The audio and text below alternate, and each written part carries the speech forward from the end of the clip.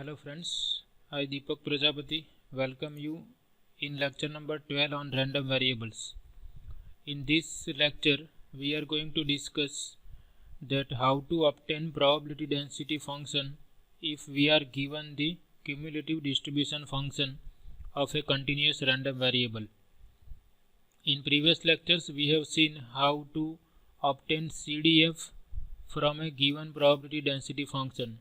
Here we are going to do the reverse process. We will obtain probability density function from cumulative distribution function. So before that we make one important remark. We know the definition of cumulative distribution function. So suppose x is a continuous random variable whose probability density function is small f x. Then by the definition of cumulative distribution function we know that f of x is given by integral of probability density function from minus infinity to x.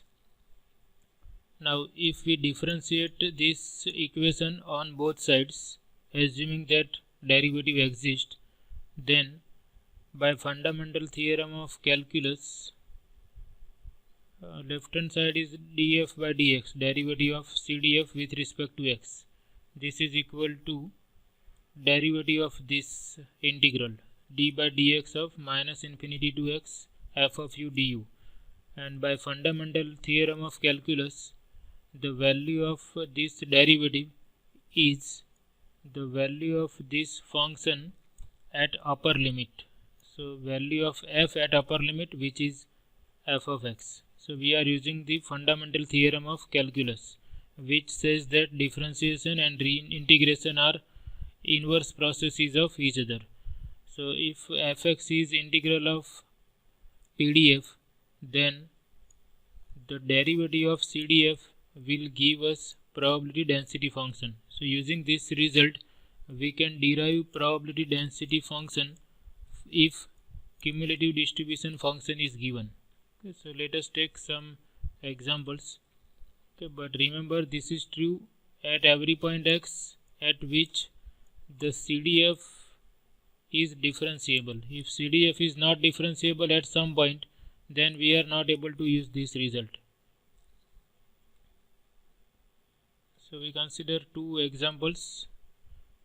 Suppose the time until a chemical reaction is complete in milliseconds is approximated by the cumulative distribution function fx equal to 0 if x is negative, and if x is non-negative fx is 1 minus e to the power minus 0.01 into x. So here the variable under consideration is time. Okay, so capital X denotes the time until a chemical reaction is complete. It is measured in milliseconds. So the CDF of this continuous random variable time is given by this formula, and we have to determine the probability density function from this given cumulative distribution function. And we will also answer this question: what proportion of reactions is complete within 200 milliseconds. Okay, before that we determine what is PDF corresponding to this cumulative distribution function. Okay, so as we discussed, we have to differentiate this function with respect to x. So function is different in different intervals. If x is negative, function is 0.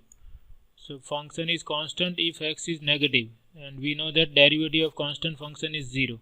So derivative of CDF if x is negative is 0. Okay, so PDF is given by derivative of CDF. So if x is negative, CDF is 0, so derivative of 0 is 0. Now if x is non-negative, fx is given by 1 minus e to the power minus 0.01 x. So differentiation of this is derivative of 1 is 0, and derivative of this exponential function is minus e raised to minus 0.01 x into derivative of minus 0.01 x, which is minus 0.01. So it is simple derivative. and if we take this multiplication, we will obtain 0.01 e raised to minus 0.01 x. Okay, so it is very easy to find out probability density function from cumulative distribution function. We just have to differentiate CDF with respect to x. Now another question asked is, we have to determine the probability that a reaction is complete within 200 milliseconds. That means the time to finish we have to find out the probability that the reaction is complete within 200 milliseconds. That means we have to consider this event. The reaction is complete within 200 milliseconds can be represented statistically by this event. Capital X is less than 200 because capital X represents the time to complete the reaction. So the reaction is complete within 200 milliseconds. That means the event is capital X is less than 200. So we have to find out probability that capital X is less than 200, which is value of CDF at 200. Okay, we are using the definition of CDF. We know that f of a is nothing but probability that capital X is less than or equal to a, and as we know that probability at x equal to a is 0, this can also be written as probability that x is less than a. Okay, so we are using this result or definition of CDF. So here a is 200, so this is nothing but value of CDF at 200, and 200 is non-negative, so we will use this part. Sorry, we are using CDF, so we will use this part. If x is non-negative, fx is given by this. So here we will put x equal to 200 to find out f of 200, because 200 is non-negative, it comes under this. So we will put x equal to 200 in this 1 minus 0.01 into 200. So after putting, we will obtain the required probability. Here I have to put 200. Okay, so this is 1 by 100 and into 200, that is going to be 2 and this negative sign, so it is 1 minus e to the power minus 2. And if you do the calculations, you will obtain this using the scientific calculator, or you can use e equal to 2.718 approximately. So the probability that reaction is complete within 200 milliseconds is nothing but 0.8647. We consider one more example to find out probability density function from CDF. So the cumulative distribution function of a random variable x is given by fx equal to 0 if x is negative. If x is in between 0 and 2, fx is x cubed by 24. If x is in between 2 and 4, fx is 6x square minus x cube minus 8 divided by 24, and fx is 1 if x is greater than 4. So we will obtain the PDF corresponding to this. Okay, so we just have to take derivatives. Now you can see if x is negative, function is constant, so derivative is 0. Similarly, if x is greater than 4, function is constant, so derivative is 0. And for these two we have to differentiate. Okay, so this is PDF is given by differentiation of CDF. So if x is negative, fx is 0. So therefore derivative of fx is 0. That means value of PDF is 0 if x is negative. Now if x is in between 0 and 2, fx is given to be x cubed by 24. So if we differentiate with respect to x, we obtain 3x square divided by 24, and that is nothing but x square by 8. So if x lies in between 0 and 2, the value of PDF is x square by 8.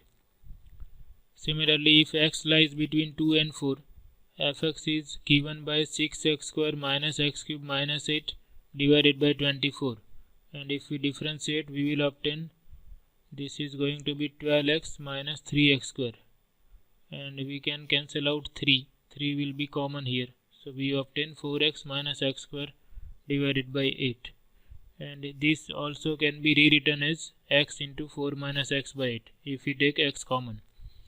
So if x lies in interval 2 to 4, fx is given by x into 4 minus x divided by 8. Similarly, if x is greater than 4, fx is 1, so derivative is 0. Okay, so if we combine all this, we can write PDF in this way. In 0 to 2, fx is x square by 8. In 2 to 4, fx is x into 4 minus x by 8. If x is negative, fx is 0, and if x is greater than 4, fx is 0. So that we combine here, 0 otherwise. Okay, you can see my previous lecture. In our previous lecture, we have obtained CDF if fx is given by this. In previous lecture, this was given, PDF was given, and we obtained its CDF in this way.